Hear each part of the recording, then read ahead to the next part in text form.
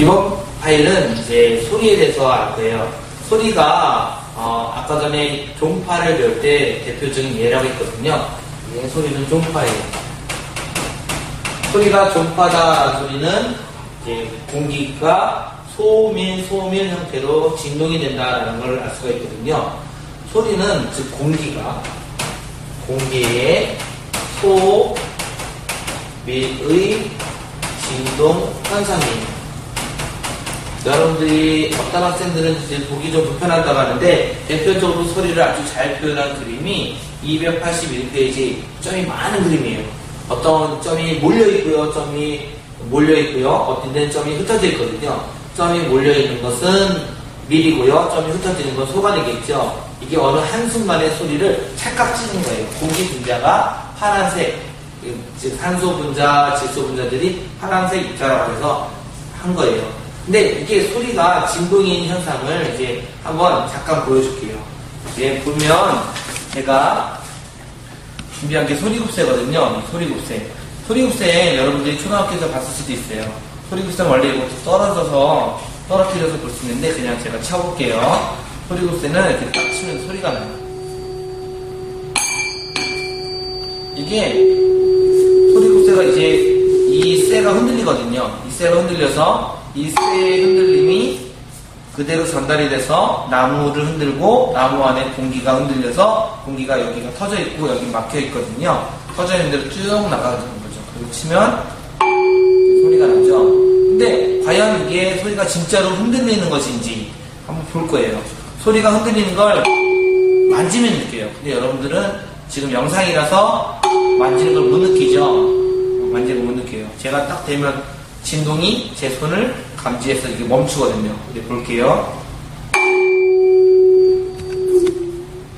다시 한번 볼게요. 이게 진동이에요. 진동이 어느 정도로 빠르냐면 물이 막 튈 정도로 빨라요. 한번 더 볼게요. 다시 이제 여기 부분만 더 볼 수가 있는데 학생들은 지금 다시 이 부분만 잘 볼게요.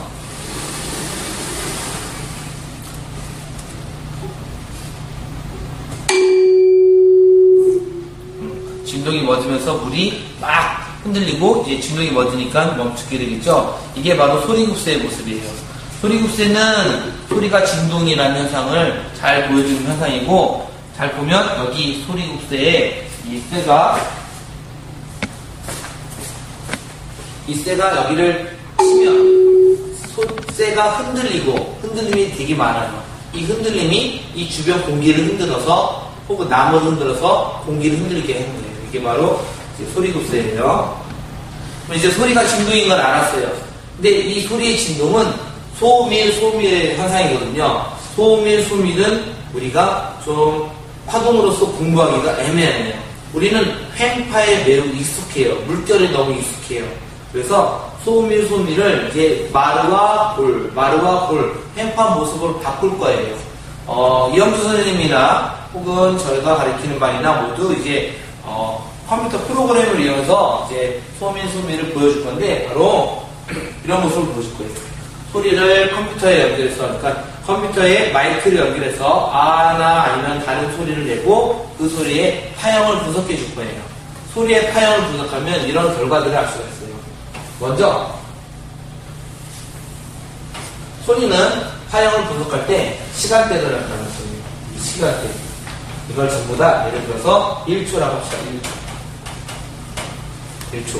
이 1초 동안에 진동이 되는 횟수가 이렇게 진동할 수도 있고요. 혹은 1초 동안에 진동이 되는 횟수가 이렇게 진동할 수도 있겠죠. 대충 그렸는데 이거 두 개 다 사람의 소리는 아마 안 들릴 거예요. 이유가 있어요. 사람의 귀에서는 20Hz부터 2만 Hz까지 사람이 들을 수 있어요. 20Hz의 뜻은 지난 시간에 배운 것을 기초로 하면 1초에 20번 흔들리는 거예요. 이 소리급세를 딱 쳤을 때 소리급세가 1초에 20번 흔들리는 소리. 혹은 1초에 2만 번 흔들리는 거예요. 엄청나게 흔들리죠? 이래야 사람의 소리에 들려요. 근데 이거를 봤더니 한 번, 두 번, 세 번, 네 번이죠? 이거는 4Hz네요. 한 번, 두 번, 세 번, 네 번, 다섯 번, 여섯, 일곱, 여덟, 아홉이니까 이거 9Hz거든요. 둘 다 20Hz가 안 되니까 아마 사람의 소리 안 들릴 거예요. 그런데 두 소리를 만약에 1초가 아니라 이제 0.1초로 바꿔서 0.1초로 딱 바꿔서 보면 이제 요거는 40Hz가 되겠죠? 10배를 해야 되니까 요건 이제 90Hz가 될 거예요. 그러면 중요한 건 두 소리의 차이는 진폭은 같고요. 진동수가 많아지거든요. 이건 여러분들이 느낄 때 어떻게 느껴지냐면 얘는 낮은 소리고요. 얘는 높은 소리예요. 착각하지 말아야 될 게 하나 있어요. 낮은 소리는 다른 거예요. 같지도 않고 전혀 다른 거예요. 작은 소리가 아니에요. 여러분들이 도레미 하고 이게 올라갈 때 절대음감 놀이 있죠?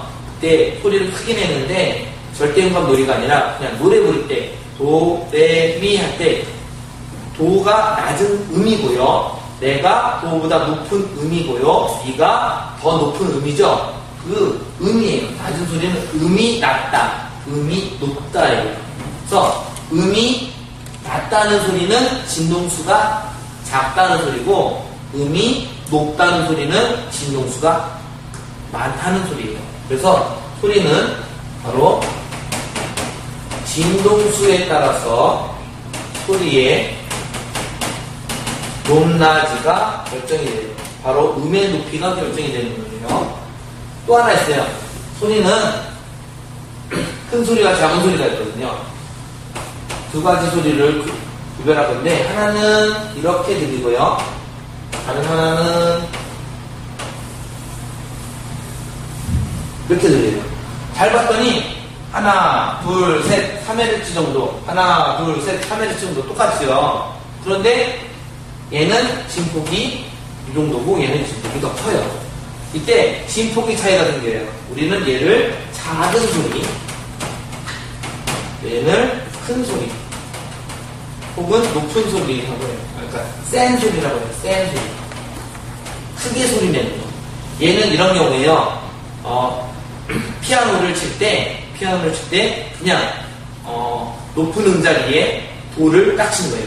C라고 하는 도를 딱 쳤어요. 이게 그냥 요 정도예요. 그런데 피아노를 칠 때 페달을 밟고 치면 여러분들 피아노 배워놨는데 알죠? 페달을 밟고 치면 소리가 더 커지죠.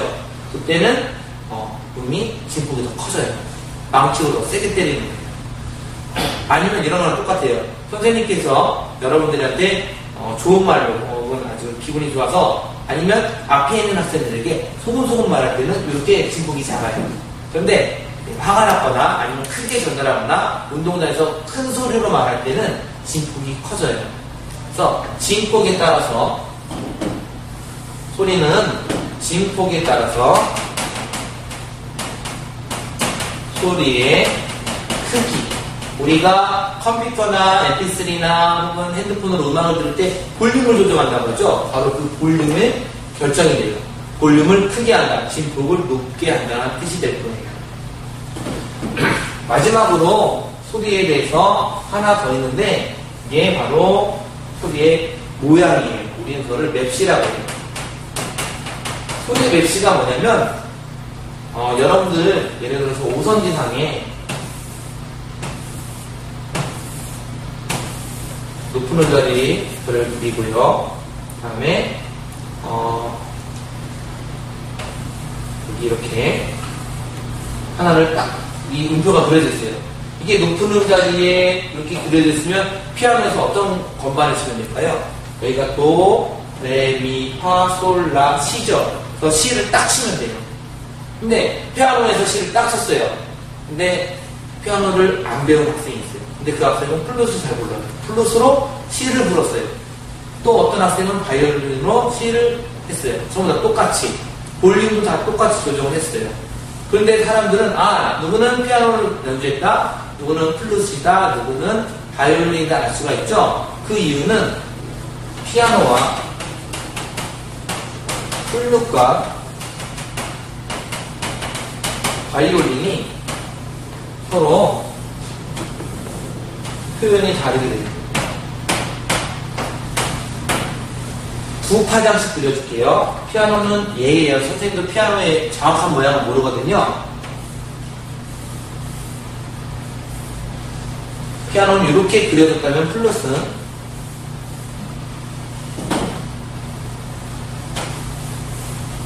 이렇게 그려주고요. 바이올린은 이렇게 그려줘요. 잘 보시면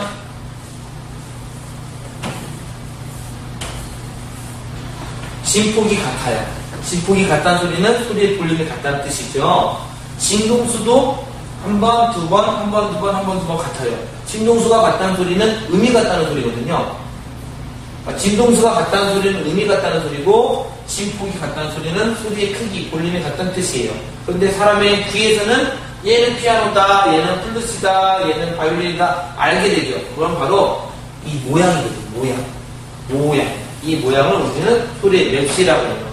그래서 얘를 음악에서는 음색이라고 해요. 피아노 소리, 플룻 소리, 혹은 바이올린 소리 이렇게 말할 때 음색이에요. 이것과 똑같은 게 바로 사람의 목소리예요. 여러분들이 눈을 감고서 쉬는 시간에 눈을 감고서 가만히 있으면 사람의 목소리, 친구의 목소리별로 이거 누가 말하는 거야 딱 알죠? 바로 이 파형을 사람의 귀가 느껴서 알 수가 있는 거예요. 지금까지 이제 소리에 대해서 알아봤어요. 정리를 잠깐 할게요. 소리는 먼저 종파이고, 소리가 종파이고, 이 흔들림이 있다. 흔들림이 20에서 2만헤르츠를 사람의 귀로 들을 수가 있어요. 그 다음에 그 흔들림을 알아보기에 바로 소리국수에 실렸고요. 물튀긴 거로 그 소리가 실제로 진동을 하는 것을 확인했어요. 그런 다음에 소리의 요소를 세 가지 찾았어요. 바로 진동수로 소리의 음이 결정이 돼요. 높낮이. 진폭으로 소리의 크기가 결정이 되고요. 맵시로 소리의 종류, 피아노, 플룻 이렇게 음색이 결정이 돼요. 여러분들이 요거까지 하면 이제 수업 시간에 이영수 선생님이나 제가 했던 컴퓨터 프로그램을 사용해서 한 것과 비교해 보면 충분히 잘 이해가 갈 거예요. 다음번 파일에서는 소리를 잘 듣고 소리를 이용하는 것에 대해서 알아볼게요.